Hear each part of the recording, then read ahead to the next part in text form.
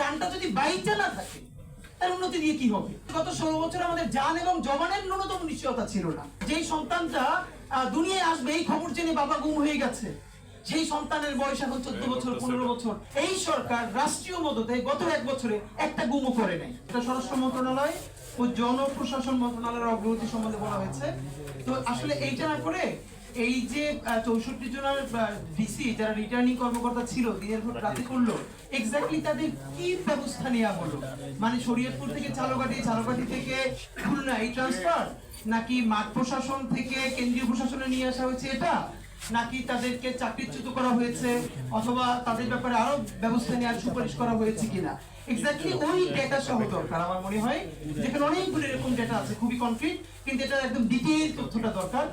আর যেটা মনে হয় যে সেটা হচ্ছে এখানে যে সিদ্ধান্তগুলো অনুসিদ্ধান্ত আছে, আপাতত তো এখানে সুপারিশ নাই, এই ব্যাপারে জনগণ কি মনে করে? যেমন এখানে শিক্ষা মন্ত্রণালয় সম্বন্ধে আজকে এক্সপার্টিসের কথা বলছে, কিন্তু এই ব্যাপারে প্রাইভেট বিশ্ববিদ্যালয় বা পাবলিক ইউনিভার্সিটি, ইভেন স্কুল কলেজের ছেলে মেয়েরা তাদের শিক্ষা, মানে আমাদের মুশকিলটা হলো আমরা আমাদের স্টেক হোল্ডারদের সাথে কথা বলি না। আর শিক্ষা নিয়ে কথা বললে স্টেক হোল্ডার মানে মনে করি শুধু শিক্ষক, কিন্তু যে শিক্ষাটা নিচ্ছে এবং তার গার্ডিয়ান যে তার বাচ্চাকে পয়সা খরচ করে পড়াচ্ছে, তাদেরকে আমরা স্টেক হোল্ডার মনে করি না। তো আমার মনে হয় যে সামনে, আর এই সরকার সবচেয়ে গুরুত্বপূর্ণ কাজটা করে নাই, সেটা হলো শিক্ষা কমিশন করে নাই। আমি বুঝলাম না যে এটা আসলে কি তারা এটা করা সম্ভব না এই জন্য করে নাই। সে কতগুলো কমিশন করলো, কিন্তু শিক্ষা কমিশনটা করে নাই। অ্যাটলিস্ট এটা তো করা উচিত ছিল। কারিকুলামকে স্থগিত করেছে কিন্তু শিক্ষা কমিশন করে নাই। এখনো যদি তার সুযোগ থেকে আমার মনে হয় যে শিক্ষা নীতিমালা বা শিক্ষা কমিশন নিয়ে আগানো দরকার। কিন্তু আমার যেটা মনে হচ্ছে এই আলোচনাটার একটা, যেটা ইতিমধ্যে আমাদের ইউনাইটেড ইউনিভার্সিটির স্যার বলে গেছেন, এই আলোচনাটার একটা মুশকিল হতে পারে। সেটা হলো গত 15-16 বছরের, যেমন আপনি এখানে কনক্রিট একটা ডেটা আছে, খুন ও নারী নির্যাতন পুলিশ সদর দপ্তরের তথ্য। এখানে 2024-25 সেপ্টেম্বর থেকে জুনে দেওয়া হয়েছে 2584, 2023-এ 3000। মানে এইগুলোর সাথে মিলিয়ে দেখা যাবে যে অন্য 5 বছরের চেয়ে গত বছরে খুন খারাপি কম হয়েছে এটা। কিন্তু এই তথ্য তো এটা মিসলিডিং এই অর্থে গত বছরে খুন হওয়ার কথা ছিল মিনিমাম 50 খুন। মানে গত 5 বছরে 3000, মানে গত বছরে 2023-এ 3000, 2024-এ এসে 2500, মানে 500 কমছে না। এটা তো না, এটা হওয়ার কথা ছিল। কারণ এইখানে যে ফ্যাসিবাদ প্রতিষ্ঠিত হয়েছিল, সেই ফ্যাসিবাদের পতনের পরে আওয়ামী লীগ নিজে বারবার যে বয়ান জারি করেছে যে 5 লাখ মানুষ মারা যাবে। তো এই যে 5 লাখ মানুষ মারা গেল না, বরং এই যে খুনগুলো হলো এগুলো পলিটিক্যাল মদতে হয়েছে কিনা, ইভেন গুমের তথ্য এখানে নাই। যে গত এই সরকারের যদি একটা ক্রেডিট থাকে, হাজারটা সমালোচনা আমাদের, সেটা হলো এই সরকার রাষ্ট্রীয় মদতে গত 1 বছরে একটা গুমও করে নাই। খুন যেগুলো হয়েছে এগুলো তো বিচার হবে বিভিন্নভাবে, কিন্তু গুম কি করেছে?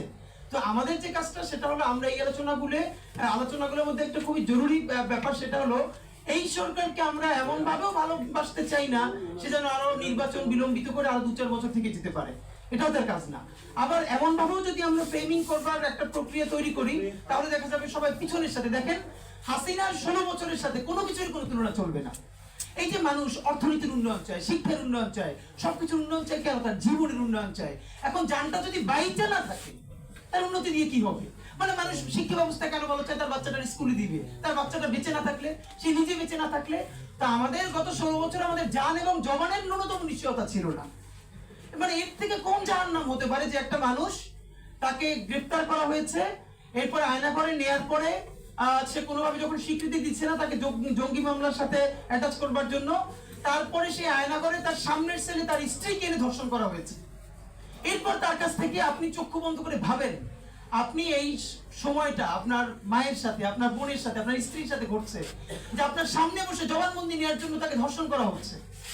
একটা ছোট বাচ্চা যে আয়নাঘরে ট্রেনিং সাহেবের সাথে গিয়েছিল, সে ইন্টারভিউ করছে যে তার মাকে যখন আয়নাঘরে সে পিটিয়েছে, সেও তখন পাশে, সে বাথরুম করে ফেলেছে, তারপর বলেছে আমার মা অনেক ভারী, একটু দাঁড় করাই দাও, তারপর তাকে লাথি মেরে দূরে সরিয়ে দিই। মানে আপনি মুশকিলটা হলো এখন যে আলোচনাটা করবার দরকার ছিল, গত 16 বছরের এখন পর্যন্ত 1800 মানুষ বেশি যারা গুমের শিকার, যারা অভিযোগ করেছে, এখন পর্যন্ত সেই গুমের শিকার লোকদের আমরা ভিন্ন করে প্রেস কনফারেন্স করেছি।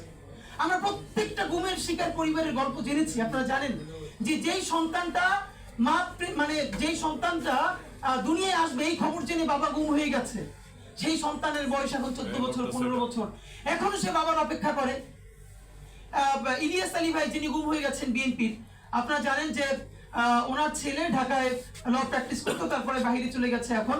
তো উনি যেই ব্যারিস্টার দোলন ভাইয়ের চেম্বারে প্র্যাকটিস করতো, দুলন ভাই বললো যে জানো এই আন্দোলনের পরে ইলিয়াস ভাইয়ের ছেলেটা প্রতিদিন একটা সময় এসে আমার কাছে হাউমাউ করে কান্না করতো যে চাচা এর চেয়ে তো 5ই আগস্ট না হইলে মনে হয় ভালো হতো। বলে কেন? যে এরপরে আমি জানতে পারলাম যে আমার বাবার এরকম মানে কেটে ইট পাথর ঢুকে তারপরে তারে ভাসায় দেওয়া হয়েছে। এর আগ পর্যন্ত তো আমি আমার মা প্রতিদিন একটা আশাবাদীতে থাকতাম যে অন্তত আমার বাবা মনে হয় একদিন ফিরতে পারে।